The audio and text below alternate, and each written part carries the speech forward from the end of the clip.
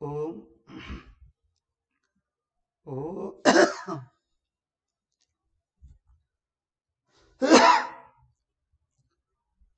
ఓం సహనావతు సహనౌ భునక్తు సహ వీర్యం కరవావహై తేజస్వినావధీతమస్తు మా విద్విషావహై. ఓం శాంతి శాంతి శాంతి. ఓం గురుర్బ్రహ్మా గురుర్విష్ణు గురుర్దేవో మహేశ్వరః గురురేవ పరం బ్రహ్మ తస్మై శ్రీ గురవే నమః. ఓం పార్థాయ ప్రతిబోధితాం భగవతా నారాయణేన స్వయం వ్యాసేన గ్రథితాం పురాణమునినా మధ్యే మహాభారతం అద్వైతామృతవర్షిణీం భగవతీం అష్టాదశాధ్యాయినీం అంబ త్వామనుసందధామి భగవద్గీతే భవద్వేషిణీం. హరి ఓం.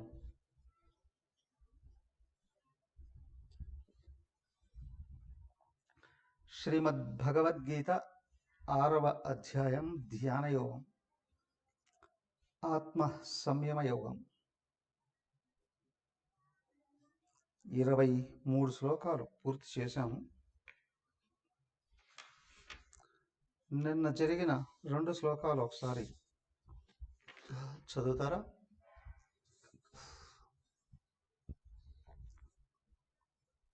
నిన్న చెప్పని వాళ్ళు లక్ష్మీ పద్మజ గారు చదువుతారా?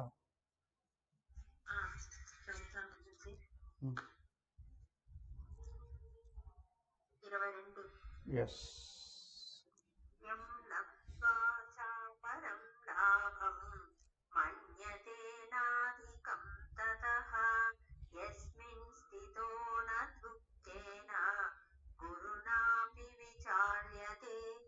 ఓకే, 23 ప్రేమలత గారు చదువుతారా?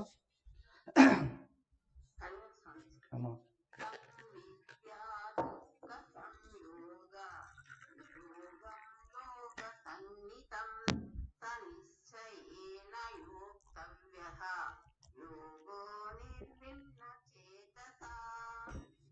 ఓకే,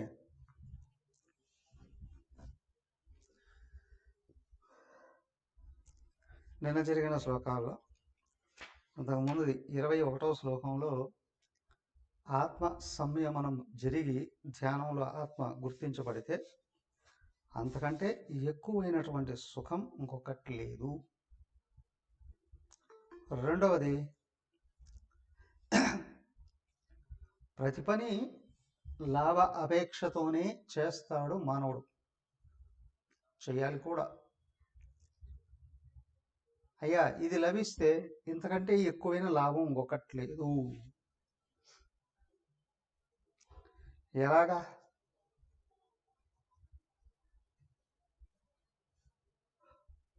అనేక దేశాలతో కూడిన భూమి భూగోళంలో ఉంది. ఇలాంటి గోళాలు అనేకం, 10 గ్రహాలు 33 ఉపగ్రహాలు ఒక సూర్యుడి చుట్టూ ఉంటాయి. ఒక పాలపంతలో నెబ్యులాలో అనేక సూర్య కుటుంబాలు ఉంటాయి. అలాంటివి నక్షత్రాలుగా ఆకాశంలో అనంతంగా ఉన్నాయి. ఇవన్నీ కలిపితే ఆకాశంలో 4వ వంతు కూడా ఉండవు. ఇది ఆకాశం అంతా 4 రెట్లు ఉన్న ఆత్మ లభించింది అంటే ఇంతకంటే లాభం ఇంకే విధంగా గుర్తించగలవు? పోలికే లేదు. సముద్ర ఒడ్డున ఒక చిన్న నీటి బొట్టు లాంటిదే విశ్వం అంతా కూడా పరమాత్మలో. అంత లాభాన్ని పొందుతావండి. ఇంకొకటి, ఏమండి అక్కడ దుఃఖాలు ఉండవా? ఉండవండి. ఎంత కష్టమైన భయంకరమైన దుఃఖం వచ్చినా ఆత్మని చెలింప చేయలేదండి. అది ఎలా పోలుస్తారండి? ప్రతి ఒక్కడు ఇట్లాగే అంటాడులే అండి. వీధుల్లో లేహ్యం అమ్ముకునేవాడు కూడా అనేక రకాలుగా చెప్తారు. అవునా? ప్రతి ఒక్కరు చెప్తారు, అదేదో మాల ఉందండి, ఈ మాల వేసుకుంటే ఇన్ని రోగాలు పోతాయండి. అదేదో చిన్న విగ్రహం ఉందండి, అది కానీ మీ ఇంట్లో పెట్టుకుంటే ఇన్ని రకాల బాధలు నిలిపోతాయి. మానవుల యొక్క బలహీనతలు ఎన్ని ఉన్నాయో క్యాష్ చేసుకోవాలి అని అనుకున్నప్పుడు బిజినెస్లో కదా అనేక రకాలుగా తెలియపరుస్తారు. భగవంతుడు కూడా ఇట్లాగే చెప్తున్నాడా? కాదు. దానికి ఇక్కడ ఏమంటున్నారంటే, అయ్యా నువ్వు సచ్చిదానంద స్వరూపమైన ఆత్మవు, అది మరచిపోయి దేహం అనుకుంటున్నావు. దీనికి సంబంధించిన పరిమితులు, వాటి నుండి వచ్చే ద్వంద్వాలు నీ మీద ఆపాదించుకొని నువ్వు దుఃఖాలలో ఉన్నట్టు భావించుకుంటున్నావు. ఇదంతా ఒక పెద్ద కళ లాంటిదే. నువ్వు ఎప్పుడైతే ఆత్మను అందుకున్నావో కళ నుండి మేల్కొన్నట్లే అనంతమైన సుఖాన్ని ఆయాచితంగా పొందుతావు ఆత్మలోకి మేల్కొన్నప్పుడు. కాబట్టి దుఃఖ సంయోగ వియోగం యోగ సంహితం. యోగానికి ఒక కొత్త డెఫినేషన్ ఇస్తున్నారు ఇక్కడ. ఏమి యోగం అయ్యా? దుఃఖ సంయోగ వియోగం. దుఃఖాలతో తాదాత్మ్యం చెంది బాధలు పడుతూ ఉన్నటువంటి నువ్వు దుఃఖాలే లేవు అనే విషయాన్ని గుర్తించడంతో దుఃఖాలన్నీ వెళ్ళిపోతాయి. అనేక సార్లు చెప్పుకుంటాం. ఓ పెద్ద వ్యాపారవేత్త, ఒక్కడే కొడుకు, అప్పుడే ఇంజనీరింగ్ కాలేజీలో చేర్పించాడు. కాలేజీకి వెళ్ళిపోయాడు మోటార్ సైకిల్ వేసుకుని. వెళ్ళిన కొద్దిసేపటికి ఫోన్ వచ్చింది, అయ్యా మీ అబ్బాయి యాక్సిడెంట్లో పోయాడు, స్పాట్లో పోయాడు. ఆ తల్లి మూర్చపోయింది. ఆ తండ్రి బాధకు కూడా అవధి లేదు. ఆ పక్కింట్లో వాళ్ళు వచ్చి ఓదార్చారు. వాళ్ళని తీసుకొని వెళ్ళారు. ఆల్రెడీ అప్పటికే పోలీసులు వచ్చి ఆ బాడీని హాస్పిటల్కి తీసుకెళ్ళిపోయారు. టెస్ట్ చేస్తున్నారు, అయిపోయింది, మార్చరికి పంపించారు. ఈ లోపల అక్కడికి వెళ్ళారు ఈ తల్లిదండ్రులు, ఆ పక్కన వాళ్ళు తీసుకొని వెళ్ళారు. తీరా అక్కడికి వెళ్ళి చూస్తే ఎవరికి సంబంధించిన పిల్లాడు చనిపోయాడు అని అనుకున్నారో వాళ్ళ పిల్లాడు కాదు వాడు. ఎవరు ఓదార్చుతూ ఈ తల్లిదండ్రులను తీసుకొని అక్కడికి వెళ్ళారో వాళ్ళ పిల్లాడు. ఇప్పుడు బాధ ఏమవుతుంది? ఇంతవరకు బాధపడ్డటువంటి వాళ్ళు ఎవరైతే ఉన్నారో వాళ్ళకి సెకండ్లో ఉపశమనం వచ్చేస్తుంది. ఈ లోపల వాళ్ళ పిల్లాడు కూడా వచ్చేసాడు అక్కడికి.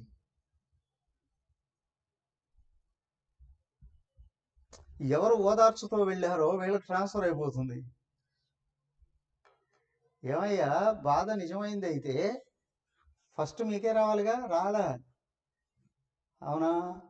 ఎదుటి వాళ్ళ పిల్లాడు అని అనుకున్నారు, వీళ్ళు ఓదార్చారు, వాళ్ళు బాధపడ్డారు. మా పిల్లాడు అని తెలుసుకున్నారు, వీళ్ళు ఓదార్చడం ఆగిపోయింది, వీళ్ళు బాధపడడం మొదలుపెట్టారు. ఇక్కడ నా అనే భావన ఎక్కడైతే ఉంటుందో బాధ అక్కడ కలుగుతుంది. దానికి ఇక్కడ ఏంటి అంటే, నేను ఆత్మను అని గుర్తించడంతోనే నేను ఉపాధులు కాదు అనే విషయం బయటపడుతుంది. దుఃఖం ఎవడు అనుభవించాలి? అవునా? నేను దేహం అనుకున్న అహంకారం ఉంది, అది అనుభవించింది. అది కరిగిపోతే ఇక్కడ బాధపడేవాడే లేడు. దానికి దుఃఖ సంయోగం.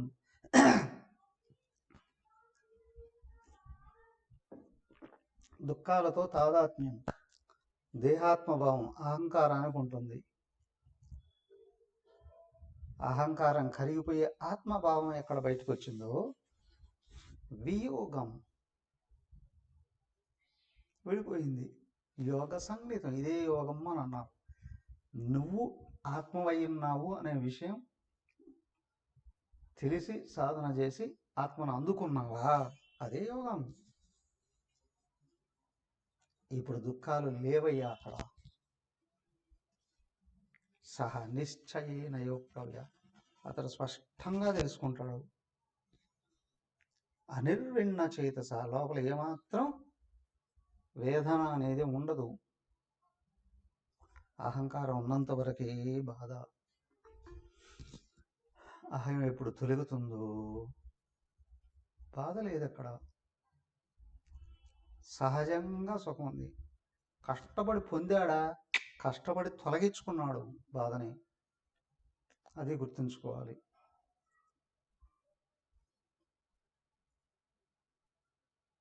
సో తెలిసినా తెలియకపోయినా నువ్వు సచ్చిదానంద స్వరూపుడివే. మరి ఏం తెలియాలి? ఆ విషయమే తెలియాలి. సరే తెలుసుకున్నాను, పోలేదే. తెలుసుకుంటే పోలేదే. ప్రాక్టీస్ చేయి. కొన్ని కోట్ల జన్మల నుండి నేను దేహం నేను దేహం నేను దేహం నేను దేహం అనుకున్నావు. అందుకే అక్కడ ఉన్నాయి, భావం బయటకు వస్తుంది. కలలో పులి చేత బాధించబడిన వాడు కళ నుండి మేల్కొన్నా కూడా కొద్దిసేపు కొనసాగినట్లే ఇక్కడ నీకు జ్ఞానం వచ్చే కొద్దీ వెంటనే పోదు, క్రమంగా తగ్గిపోతుంది. ఎప్పుడు సత్వగుణంలోకి వచ్చి సత్వాతీతుడు అయ్యావో బాధ లేకుండా వెళ్ళిపోతుంది. ఆత్మతత్వంలో స్థిరంగా నిలబడడం ఏదైతే ఉందో ఏ బాధలకి చలించని స్థితి వస్తుంది. గుణాతీతుడు అయ్యాడండి. గుణాలను దాటాడు, కానీ గుణాలు ఉన్నాయి, మళ్ళీ లాగడానికి అవకాశం ఉంటుంది. ఏదో నీకు విషయం తెలిసింది, ప్రాక్టీస్ చేయి.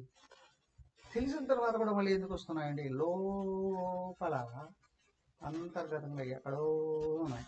నెల రోజులు లేరు ఇంట్లో, మొదట దోమలు ప్రవేశిస్తాయి, చిన్న చిన్న ఇన్సెక్ట్స్ లాంటివి వచ్చేస్తాయి కదా. తర్వాత తర్వాత తర్వాత ఎలుకలు వస్తాయి, వాటిని తినడానికి పాములు వస్తాయి. ఇంకా ఎక్కువ రోజులు బయట నుంచి రంధ్రాలు వేసుకుని పందుకుప్పు అన్నీ లోపలికి వచ్చేస్తాయి. అవన్నీ నివాసం ఉన్నాయి. ఇప్పుడు ఇల్లుని క్లీన్ చేసావు, మొదట బూజు గీజు అదంతా తుడుచుకోవాలి, కింద చెత్త చెదరం పోవాలి. దోమలు వెళ్ళిపోయాయా, ఎక్కడెక్కడో దాముకొని ఉంటాయి అవి, అవునా?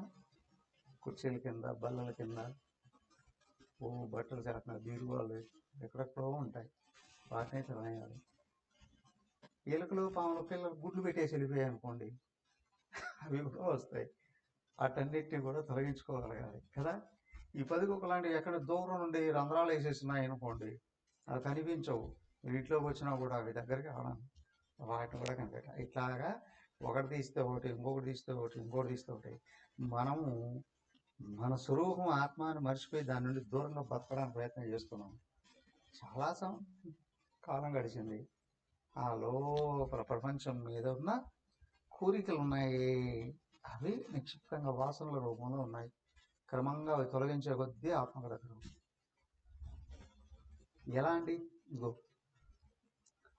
24 సంకల్ప ప్రభవాన్ కామాన్ త్యక్త్వా సర్వాన్ శేషతః మనసైవేంద్రియ గ్రామం వినియమ్య సమం తతః.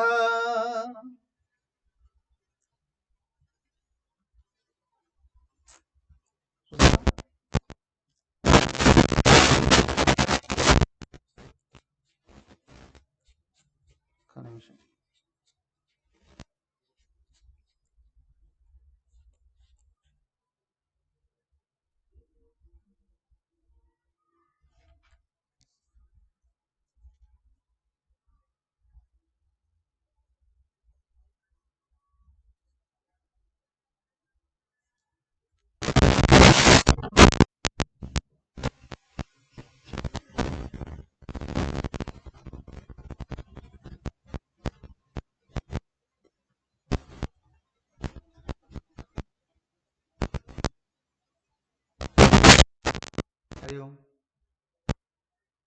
బాగా వచ్చింది.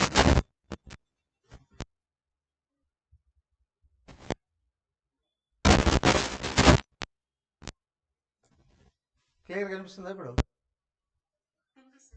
ఓకే. దానికి అన్నారు సూక్ష్మాతి సూక్ష్మంగా కారణ శరీరంలో వాసనల రూపంలో నిక్షిప్తమై ఉన్నటువంటి ప్రాపంచిక ఆసక్తి అనబడే కోరికలు ఏవైతే ఉన్నాయో సంకల్పాల రూపంలో బయటకు వస్తాయి. అవునా? నేను ఆత్మను, కనిపించేదంతా కూడా అదే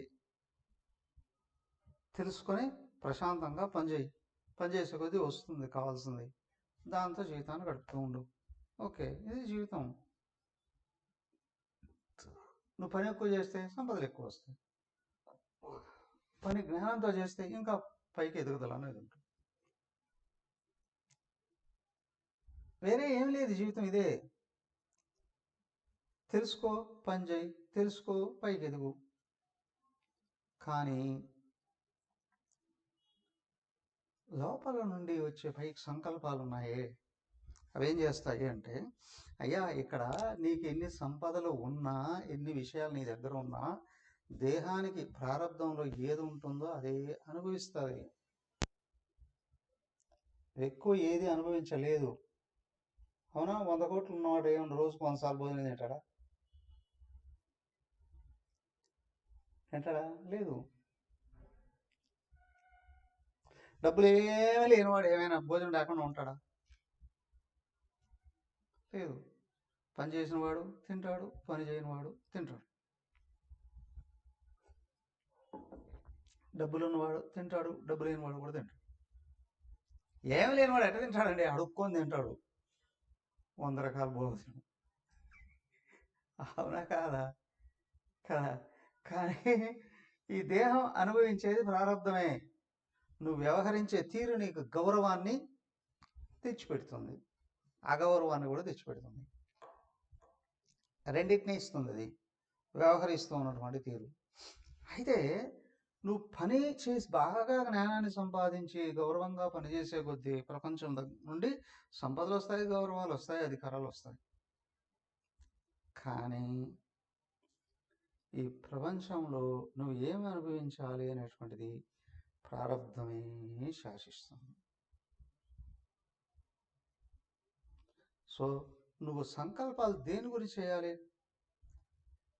ఉన్నత స్థితికి వెళ్ళాలి అని సంకల్పం చేయాలి, కానీ నాకు ఇష్టం వచ్చినట్టు అనుభవించాలి అనే సంకల్పాలు రానివ్వకూడదు.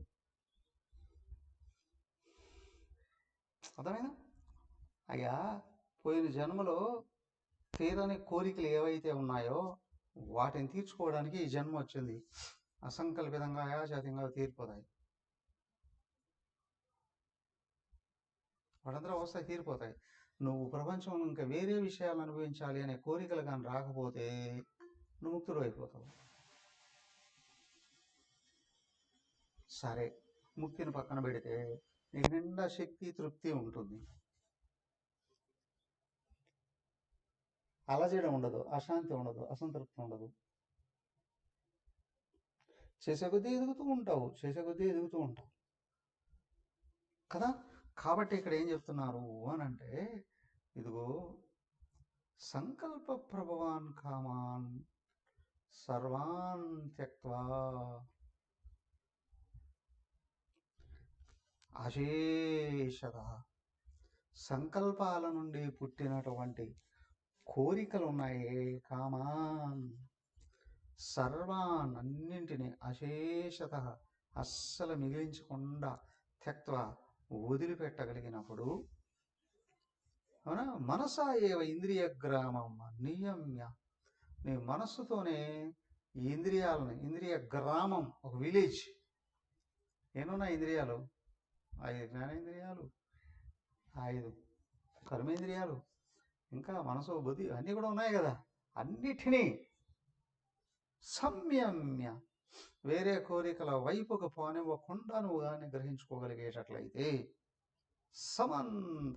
సంపూర్ణంగా నిగ్రహించుకోగలిగేటట్లయితే నీకు అసంతృప్తి రాదయ్యా. ఇప్పుడు హిందూ ధర్మంలో అనేక రకాల నియమాలు, అవునా? ఇన్ని నియమాలు ఎందుకండి? నువ్వు అజ్ఞానం మీద, మాయ మీద స్వేచ్ఛ పొందడం కొరకు, పరిపూర్ణమైన సుఖం కొరకు, అవునా? నియమాలు పాటించే పైకి వెళ్ళే కొద్దీ ఇంకా ఇంకా ఇంకా ఎక్కువ భయంకరమైన నియమాలు ఉంటాయి. అవన్నీ కూడా ఏంటి? జీవుడు పరమాత్మను అని అందుకోవడం కొరకే, పరిపూర్ణమైన జనన మరణాల నుండి కూడా స్వేచ్ఛను పొందడం కొరకు. నీకు జనన మరణాలు నేను నమ్మనండి, నువ్వు నమ్మకపోయినా వచ్చి తీరుతాయిరా బాబు. నువ్వు నమ్ముతున్నావా నమ్మవా అనే దాన్ని బట్టి కాదు. అగ్ని కాలుతుందని నేను నమ్మనండి, చేయబెట్టి చూడు. కరెంటు షాక్ కొడుతుంది అంటే, మా కరెంటు మాకెందుకు షాక్ కొడుతుందండి, పెట్టి చూడు. వాటి నేచర్ ఇది కూడా అంతే. పునరభిజననం, పునరభిమరణం, పునరభిజననే జఠరేశయనం. దీన్ని ఎవడు తప్పించలేడు. బయటపడాలనుకుంటావా? ఇంద్రియ మనోబుద్ధులు నిగ్రహించి ఆత్మగాను అందుకుంటే అన్నిటి నుంచి బయటపడిపోతావు. అది గుర్తుంచుకో. దాని కొరకు నియమాలు పాటించాలి కదా. కాబట్టి ఇక్కడ ఏంటి అంటే, మనసాయేవ ఇంద్రియ గ్రామం నియమ్య వినియమ్య విశేషేణ నియమ్య. లోపల ఆలోచన నుండి ఇంద్రియ విషయాలన్నింటినీ దానికే చూడండి. ఇది ధర్మము, ఇది అధర్మము, ఇది న్యాయము, ఇది అన్యాయము, ఇది మంచి, ఇది చెడు, ఇది సత్యము, ఇది అసత్యము, ఇది మానము, ఇది అవమానము, ఇది లాభం, అన్నీ ఉన్నాయిగా. సో కాబట్టి నెగిటివ్ను వదిలేసి పాజిటివ్ని ఆచరిస్తూ వస్తే దాన్ని కూడా దాటేసి వెళ్ళిపోయే అవకాశం ప్రారంభం ఇదే. కానీ ఇక్కడ లోపల అన్ని కోరికలు ఎప్పుడైతే వదిలేసావో అంతటా ఉన్న పరమాత్మ అయిపోతుంది. ఒకేసారి వదిలేస్తానండి కుదరదు. ఇక్కడ క్రమంగా ముందుకు వెళ్ళి తీరాల్సిందే. ఇప్పుడు ముందు వదలలేవు. క్రమంగా క్రమంగా ఒకటి తర్వాత ఒకటి, ఒకటి తర్వాత ఒకటి, ఒకటి తర్వాత ఒకటి, ఒకటి తర్వాత చివరిగా నేను దేహం అనే భావం కూడా వదిలేసి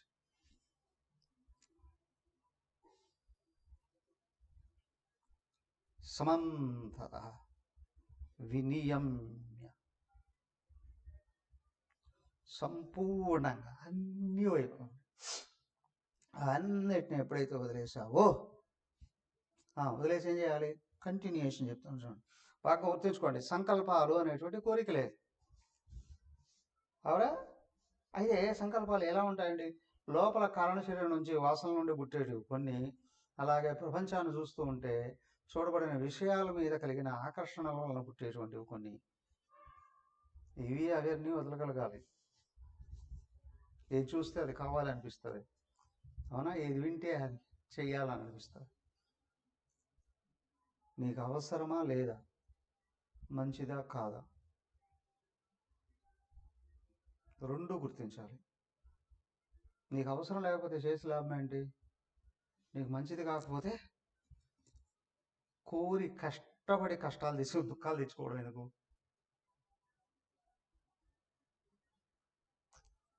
కదా, బాగా గుర్తించు. అనవసరమైన అన్యమైనవి రానివ్వకు. అప్పుడు ఏం చేయాలి? ఇప్పుడు విషయాల నుండి మనసు నిగ్రహిస్తూనే సరిపోదు, దీన్ని తీసుకెళ్ళి ఆత్మలో నిలబెట్టాలి. ఎలా అండి? చూడండి 25. శనైశ్చనైరుపరమేత్ బుద్ధ్యా ధృతి గృహీతయా ఆత్మసంస్థం మనః కృత్వా నకించిదపి చింతయేత్. శనైః శనైః, కొంచెం కొంచెం, మెల్లిగా,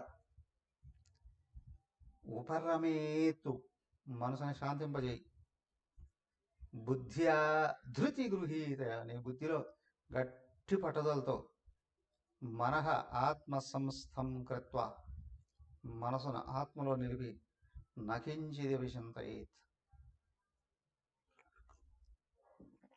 కొంచెం కూడా ఆలోచించక, ఇంకా శనైరూపరమైంది, స్లోగా నెమ్మదిగా శాంతింపజేయాలి. ఇది ధ్యానంలో ప్రాక్టీస్ ఎలా చేయాలి ఒకటి, అంతేకాదు నిత్య జీవితంలో కూడా ఇది ప్రాక్టీస్ చేయాలి. శనై శనైరి ఉపరమేత్ బుద్ధ్యాధృతి గృహీతే. బుద్ధిలో నీకు సరైన జ్ఞానంతో ఆత్మభావం వచ్చేంతవరకు శాస్త్రాలను నిరంతరం మననం చేస్తూనే ఉండాలి. తర్వాత శాస్త్రాలు మననం చేస్తూ ఆత్మభావాన్ని ఎక్కువ సమయం నిలబెట్టుకోవడానికి ప్రయత్నం చేస్తూ ఉండాలి. ఇదే ఆత్మ సంస్థ మనకృత్వ. ఆత్మలో మనసు నిలబెట్టినట్టు ఏదైనా పట్టుకొని పోయి చోట పెట్టడం కాదు. షాపులో నుంచి డబ్బులు తీసి ఇంట్లో బీరువాలో పెట్టినట్టు కాదు. అవునా? తీసుకెళ్ళి ఎడబెట్టడం. ఇక్కడ నేను ఆత్మనాన్ని గుర్తిస్తే మనసు ఆగుతుంది, మరచిపోతే పరిగెత్తుంది. కానీ ఒక భావం వెనకలో ఉంటుంది, నేను దేహం అనే భావం సహజంగా ఎవరికైనా ఉంటుంది.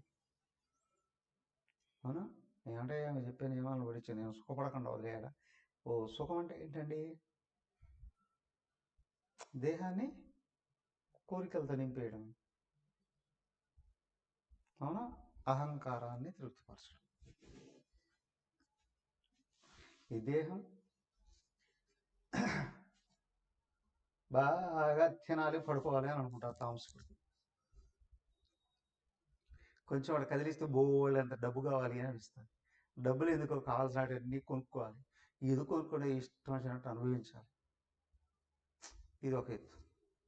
ఆ తర్వాత నేను బయటికి వెళ్తే పది నా గురించి అనుకోవాలి, నీకు ఇంత పదవులో ఉన్నాడు, ఇంత డబ్బులు ఉన్నాడు, ఇంత స్టేటస్ ఉంది అని అనుకోవాలి. కాబట్టి ఇష్టం వచ్చినట్టు అధికారాలు సంపాదించుకో.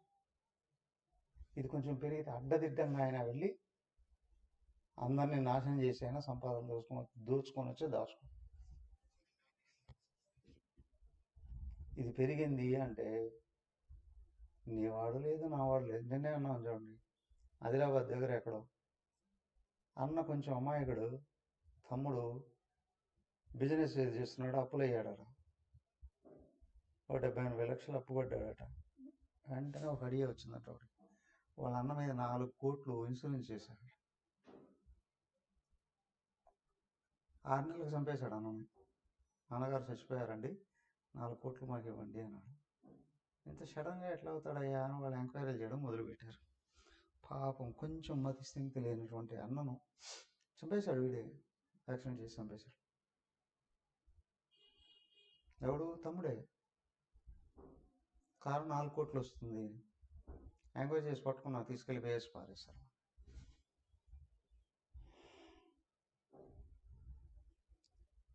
ఈ వెర్రి కోరికలు ఉన్నాయే ఎవరినైనా మోసం చేస్తాయి. కొద్దిపాటి తెలియదు కనిపిస్తే అన్నా తమ్ముడు ఏంటి, అక్కా చెల్లెలు ఏంటి, అమ్మా నాన్న ఏంటి, పిల్లలు ఏంటి, అవునా, శిష్యులు ఏంటి, గురువులు ఏంటి, సమాజం ఏంటి. ఈ పదవి కాంక్ష చెయ్యని పాపం లేదు. కానీ ఒకటి మాత్రం నిత్యం నిరంతరం విపరీతమైన భయం, లోపల అశాంతి. అది ఎక్కడైతే వస్తుందో చేసే ప్రతి పనిలో ఇతరులకి నాశనాన్ని కోరుకోవడం అవుతుంది. అనిపిస్తుంది అప్పుడప్పుడు, ఎందుకు చేస్తున్నా అనుకుంటాడు. చూస్తాం కదా సినిమాల్లో, రావణాసురుడు చూడు, వరుసగా అన్నదమ్ములు చచ్చిపోతున్నారు. చెప్పారు ముందే, పెద్దలు చెప్పారు. స్వయాన తమ్ముడే విభీషణుడు చెప్పాడు, తల్లి చెప్పింది, తండ్రి తాతగారు చెప్పారు, మామగారు చెప్పారు. ఎవరు మాట్లాడలేదు. ఒక్కొక్కరు పోతున్నారు. ఎవడేమైతే నాకేం, నా పదవి నాకు కావాలి. ఇక్కడ అయిన వాళ్ళని దెబ్బ కొట్టి పదవుల్లో నిలబడాలి అని అనుకున్నప్పుడు ఎవరి కోసం?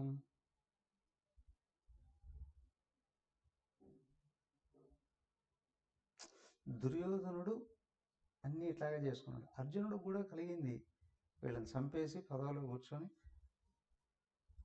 నా వాళ్ళ చేత బేష్ అనిపించుకోవాలి. ఎవరు నా వాళ్ళు? మా తాతగారు, మా గురువు గారు. అందుకే కృష్ణుడు నేరుగా తీసుకెళ్ళి వాళ్ళ ఎదురుగా పెట్టాడు రథం. మొదట వీళ్ళని చంపితే కానీ ఈ యుద్ధంలో గెలవలేవురా బాబు.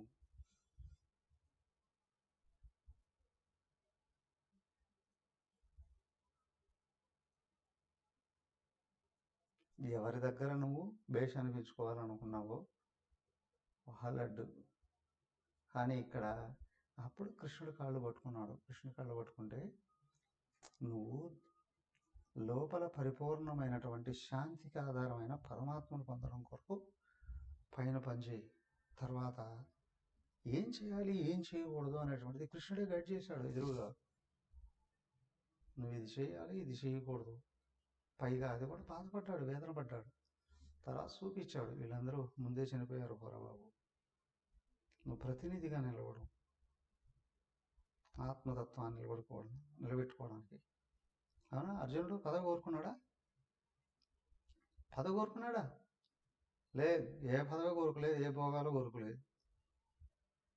కృష్ణ నువ్వేం చెప్తే చేస్తాను, లోపల శాంతి కొరకు ప్రయత్నం చేశాడు. అదే 1వ అధ్యాయంలో మొదలుపెట్టేది అదే. విజయం పొందాలి, కానీ అది శాంతిని ఇవ్వాలి. ఆ శాంతిని ఇచ్చే విజయం కాదు. దానికి ఆధ్యాత్మిక శాస్త్రము, ఆధ్యాత్మిక గురువును అనుసరించేటప్పుడు భౌతిక విషయాలు, భౌతిక పదవుల మీద తాదాత్మ్యత పోతుంది. తాదాత్మ్యత ఎక్కడైతే పోయిందో నీకు బాధ్యత ఉన్నప్పుడు అనాయాసంగా స్వాధీనం చేసుకుంటావు. నువ్వు ఎదుగుతావు. నువ్వు ఎదుగుతూ ఉండేటప్పుడు ఇదిగో ఇక్కడ మనసు ఆత్మను గుర్తుంచుకుంటుంది. కర్మణ రహిత స్థితి వస్తుంది. కర్మలు చేయకుండా కూర్చోవడం కాదు, కర్మల స్వార్థంతో చేయడం కాదు. ఆయాసంగా కర్మలు ఎదురవుతాయి, చేసేస్తావు, కానీ లోపల పూర్ణ శాంతి కలుగుతుంది. జీవితం సంపూర్ణంగా అర్థమవుతుంది. డైలామా రాదు, డిప్రెషన్ రాదు, కన్ఫ్యూజన్ రాదు, స్పష్టత వస్తుంది. మెయిన్ నేను ఎవరు అనే విషయమే. ఇంకేం అవసరం లేదా అండి? ఇది గుర్తుంటే అన్నీ గుర్తుంటాయి, ఇది మర్చిపోతే అన్నీ కన్ఫ్యూజన్ పడుతుంది. ఎందుకు అంటే ఈ నేను అనేది ఒక్కటే నిజం, ఇదే శాశ్వతం, ఇదే సుఖం. రెండవది లేదు.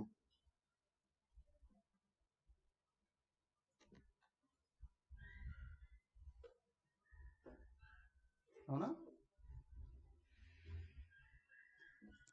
రెండవది లేదు. సో నేను ఆత్మను అనే విషయం నీకు స్పష్టంగా లోపల అనుభవం కలుగుతూ ఉంది అంటే నువ్వు ఎదుగుతూ ఉన్నావు.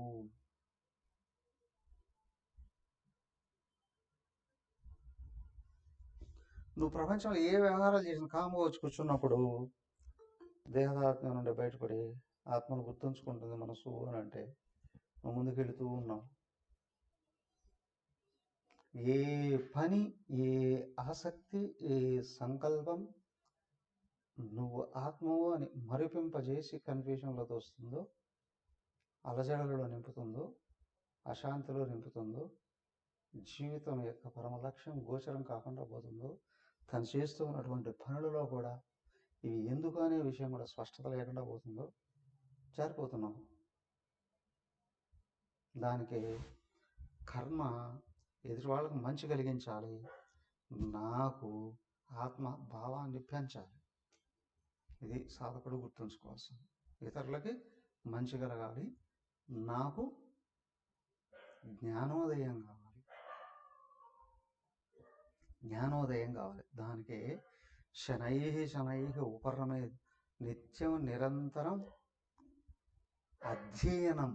దానికే చదవడం, అర్థం చేసుకోవడం, దాని మీద దృష్టి ఉంచడం, మనసు ఏకాగ్రత కొరకు జపం చేయడం, తర్వాత ధ్యానంలో ఆత్మను చూసుకోవడం, ఇవి కొనసాగుతూ ఉంటే అదే శనై శనై ఉపరమేత్ బుద్ధ్యా ధృతి గృహీతయా.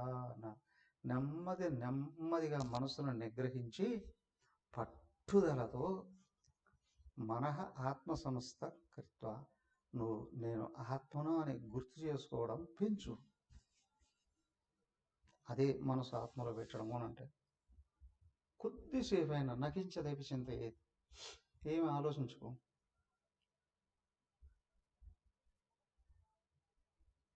అర్థమైందా? ఏం ఆలోచించు. ఇది క్రమంగా వ్యవహారాలలో కూడా జరుగుతుంది.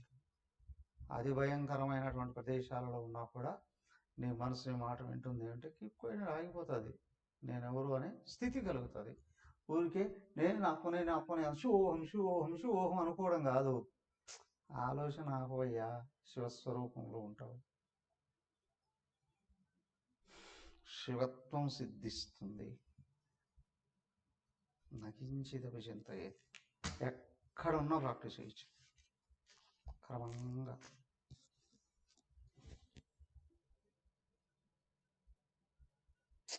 ఏమండి నిలబడిపోతుందా? చెదురుతూ ఉంటుంది. శ్లోకం చదువుతుంది. యతో యతో నిశ్చరతి మనశ్చంచలమస్థిరం తతస్తతో నియమ్యైతతు ఆత్మన్యేవ వశం మనయేతు. నువ్వు దాన్ని తీసుకొస్తూ ఉంటే అది వెళుతూనే ఉంటుంది. ఏదో ఏదో నిశ్చరతి తతస్తత నియమ్యైతు. ఎందుకయ్యా? ఏదో ఏదో నిశ్చరతి. మనః చంచలం అస్థిరం. మనసు చంచలమైనది, అస్థిరమైనది, వెళుతూనే ఉంటుంది. నువ్వు ఉన్న చోట అది ఉండదు, అది ఉన్న చోట నువ్వు వెళ్ళినా అది ఒక్కడ కూడా ఉండదు. ఒకే విషయం మీద ఉండదు, ఒకే ప్రదేశంలోనూ ఉండదు. చంచలం, అస్థిరం, దేని మీద నిలబడదు. దానికి కోతి లాంటిదండి అంట మనసు. బట్ నువ్వు విసగపోకూడదు. తతహ ఏతత్ నియమ్య. ఈ మనస్సును అది ఎక్కడికి వెళ్ళినా దాని నుండి తీసుకొని వచ్చు. మళ్ళీ ఆత్మని ఏ వశం నయేత్. ఆత్మలో నిలబెట్టు. అనేక రకాలుగా ఆలోచనలు వస్తూ ఉన్నప్పటికి కూడా నువ్వు ఆత్మను గుర్తించుకో, అది ఆగిపోతుంది. ఏమండి, అది ఆగినప్పుడు ఆత్మను గుర్తించాలా? ఆత్మను గుర్తిస్తే ఆగిపోతుందా? నీ కోరిక ఆత్మచింతన కావాలి. దృష్టి ఆత్మ వైపు మళ్ళీతోనే ఆగిపోతుంది. అది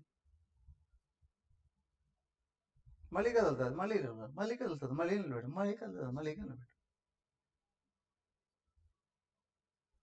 అది పోతూనే ఉంటుంది. తీసుకురావాలి. అమ్మగారు ఒక అత్యద్భుతమైన ఎగ్జాంపుల్ చెప్పేవారు. పెళ్ళయింది,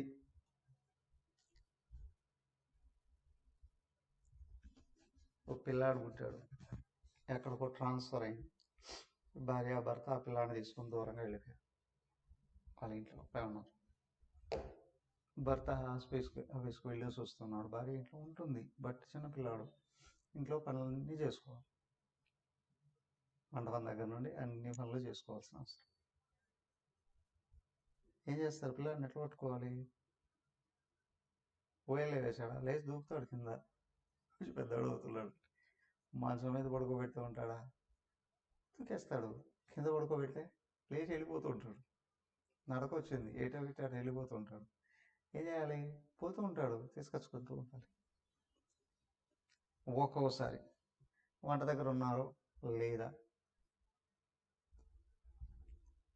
ఇంకా ఏదైనా, సపోజ్ స్నానం చేయడానికి వెళ్ళడం, అట్లాంటి ఏదైనా పని చేస్తున్నాను, ఏం చేస్తారు తల్లి? ఆ పిల్లాడు ఒక తాడు కట్టి ఆ మంచానికి ఇచ్చారు. అవునా? కాలు రాని వాడైతే ఇంకా వేరు. కానీ నడుచుకుని నేర్చుకున్న తర్వాత వెళ్ళిపోతుంటాడు. తాడేసి కట్టేసేసి మళ్ళీ చేసుకుంటాడు కదా. వాడు ఎక్కడికి వెళ్తూ ఉన్నా ఆయనకి తీసుకురావడం ఒక ఎత్తు అయితే, ఇంక లేదండి తాడేసి కట్టేయడం. యతో నిశ్చరతి మనశ్చంచలం అస్థిరం తతహ నియమ్యైతతు ఆత్మని వశం. ఆ పిల్లాడు పోయే కొద్ది తీసుకొచ్చుకుంటూ ఎన్ని రోజులండి పోతూ ఉంటాడు, తెస్తూ ఉంటాడు, పోతూ ఉంటాడు. కొన్నేళ్ళు పలకాడు చిరుతూనే ఉంటుంది కదా. అలాగే ఇక్కడ కూడా మనసు ఆలోచనలు పోతూ ఉంటుంది, కానీ మళ్ళీ వెనక్కి లాక్కోవాలి, ఆత్మను గుర్తు చేసుకోవాలి. కష్టం అండి, నిజమే. దానికి ఇక్కడ పనికొస్తుంది ఉపాసన. ఇష్ట దైవ మంత్రం ఉంది. నీకు శిక్షణ ఇచ్చే గురువు గారి చేతను ఒక మంత్రం ఉపదేశం చేసుకుని నీకు ఆ మంత్రాన్ని నువ్వు జపం చేస్తూ ఉంటే క్రమంగా ప్రవర్తనలో మార్పు వస్తుంది. చెడు వదిలిపోతుంది, అనవసరమైన పనులు వదిలిపోతాయి. కానీ మనసులో తిరుగుళ్ళు ఉంటాయి. ఇది నిష్టగా నమ్మకంగా నువ్వు చేసే కొద్దీ మనసు కలుగుతూ వస్తుంది. నీకు నమ్మకం పెరిగే కొద్దీ మనసు వేగం బాగా తగ్గిపోతుంది. నీకు నమ్మకం తగ్గిపోయే కొద్దీ మనసులో వేగం బాగా పెరుగుతుంది. అయ్యా, నమ్మకం వలన ఆత్మ లభిస్తుంది, అనుమానం వలన మాయ స్థిరపడుతుంది. సంశయాత్మ వినశ్యతి. అవునా? శ్రద్ధాదైవత కైవల్యం కదా. ఇక్కడ నీకు నమ్మకమే. నమ్మకం చెదిరిందో విన్న విషయాలన్నీ ఒక్కసారి గొప్పమని ఎగిరిపోతాయి. ఎలా అండి? అయ్యా, నువ్వు నేర్చుకున్న శాస్త్రాలన్నీ కూడా నమ్మకం మీదనే ఆధారపడి ఉన్నాయి.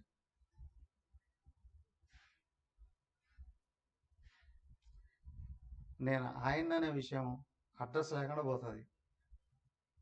నేర్చుకున్న శాస్త్రాలు ఇవన్నీ కూడా కనుమరుగైపోతాయి. అవునా? ఊర్ధ్వమూలమతశాఖం అశ్వత్థం ప్రాహురవ్యయం ఛందాంసి యస్య పర్ణాని యస్తం వేద సవేదవితు. విన్నారు ఎక్కడన్నా? ఎక్కడ విన్నారు ఈ శ్లోకం? 15. రాగం వేరుగా ఉంది.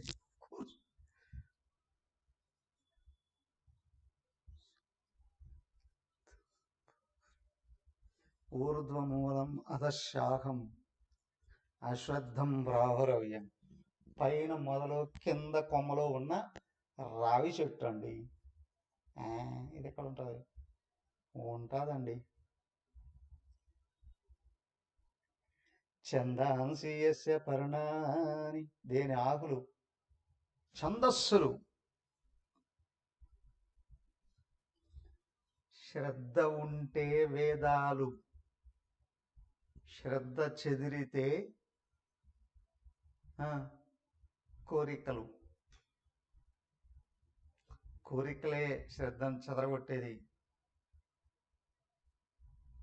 యస్తం వేద సవేద. ఎవడు దీన్ని తెలుసుకుంటున్నాడో వాడు వేదాలన్నీ తెలిసినట్లేనండి. ఊర్ధ్వమూలమధశాఖం అశ్వత్థం ప్రాహురవ్యయం. పైన మూలం, కింద కొమ్మలు. శ్రద్ధ ఉన్నవాడికి మూలం పైన, అంటే భగవంతుడు పైన. శ్రద్ధ పోయిన వాడికి పైన మాయ ఉంటుంది, కింద తొక్కి పారేస్తుంది. శ్రద్ధ పెరిగిన వాడి పైన దేవుడు ఉంటాడు, పైకి లాగుతాడు. భీమయ్య చాటులో వాసనలో పైనే ఉంటాయి, దానిపైన ఇంకా ఆత్మ ఉంటుంది కదా. దాని కింద జీవుడు, దాని కింద ప్రపంచం. ప్రపంచం కిందే. నువ్వు ప్రపంచాన్ని చూసి నమ్మావో మాయ తొక్కుతుంది. నువ్వు ప్రపంచంలో ఆయన్ని వెతికావా మాయ హెల్ప్ చేస్తుంది. మూలం ముక్తినిచ్చేది, మోసం చేసేది, అపహరించేది.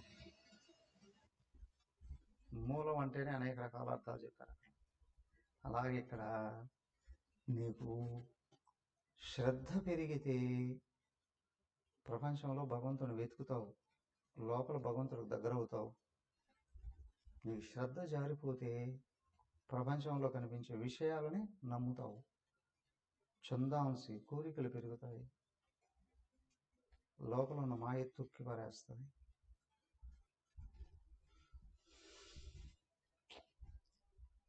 అరణ్యంలో రాముడు ముందు నడుస్తున్నాడు, వెనకలో సీత నడుస్తుంది. ఆ తర్వాత ముందు రాముడు నడుస్తున్నాడు కదా, మధ్యలో సీతాదేవి, వెనకలో లక్ష్మణుడు. లక్ష్మణుడికి ఎప్పుడు రాముని చూస్తూ ఉండాలి అని అనిపిస్తుంది. ఎప్పుడు చూసినా కాలిబాట, దారిలో ఎప్పుడు సీతాదేవి అడ్డు కనిపిస్తుంది.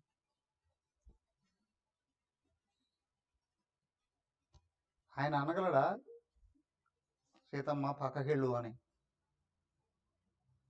రామా అంటే ఆయన ఎదికి తిరుగుతాడు, సీత పక్కకు జరుగు అంటాడు. అప్పుడు వెళ్ళిపోతుందమ్మ.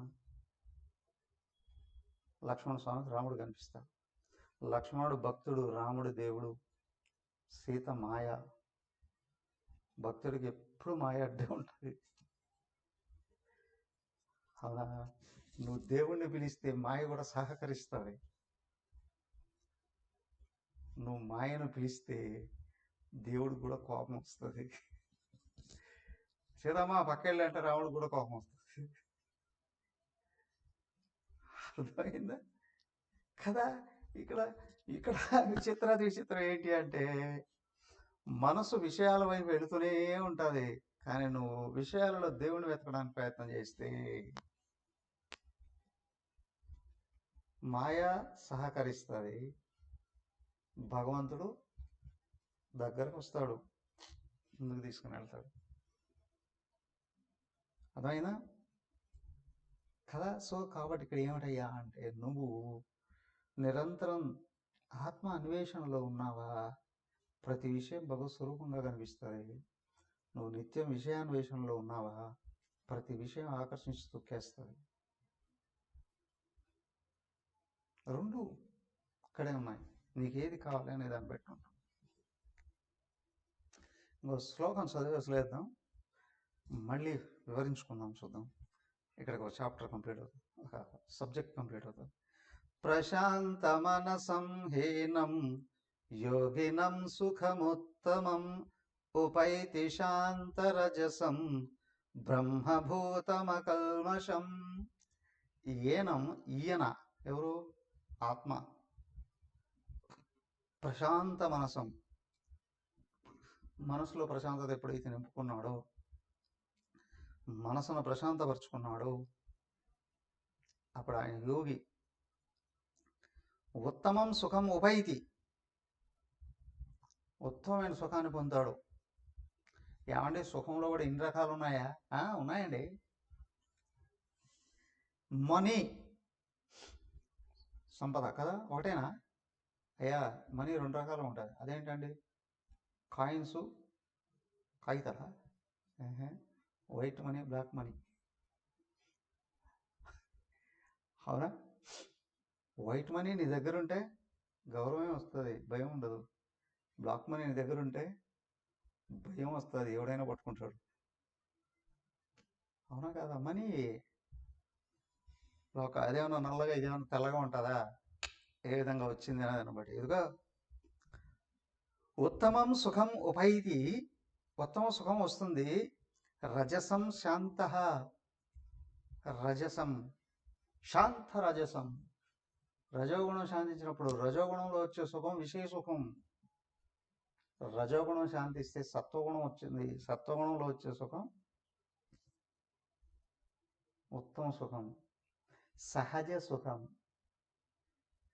బ్రహ్మభూతం. నీకు భగవంతుడు గుర్తొస్తాడు. అకల్మషం, రెండోది ఉండదు అక్కడ. అవునా? సాత్విక లక్షణాలు పెరిగే కొద్దీ సుఖం వస్తుంది. అయ్యా ఇంకా దాడాలి దాన్ని. బ్రహ్మస్వరూపం, బ్రహ్మభూతం అకల్మషం, అది బ్రహ్మం నుండి వచ్చింది. అకల్మషం, కల్మషాలు లేవు, కోరికలతో కూడింది కాదు, ద్వైతంతో కూడింది కాదు. ఉత్తమం సుఖం, ప్రశాంత మనసు. మనసు ప్రశాంతించినప్పుడు రజోగుణం శాంతిస్తే ఉత్తమమైన సుఖం లోపల నుండే వస్తుంది. నీకు బ్రహ్మస్వరూపం గుర్తొస్తుంది. ఆయన నేను అయ్యున్నాను అనే విషయం లోపల గుర్తించబడుతూ ఉంటుంది. ఇది పొందినప్పుడు ఆ స్థితి ఎలా ఉంటుందండి? ఈ 2-3 శ్లోకాలు మరొకసారి వివరించుకొని ముందుకు వెళదాం. తర్వాత ఇప్పటికి ఇది సాల్వ్, సబ్జెక్ట్ కంప్లీట్. ఓం సర్వే భవంతు సుఖినః, సర్వే సంతు నిరామయాః, సర్వే భద్రాణి పశ్యంతు, మా కశ్చిద్ దుఃఖభాగ్ భవేత్. ఓం శాంతి శాంతి శాంతి. హరి ఓం. శ్రీ గురుభ్యో నమః. హరి ఓం.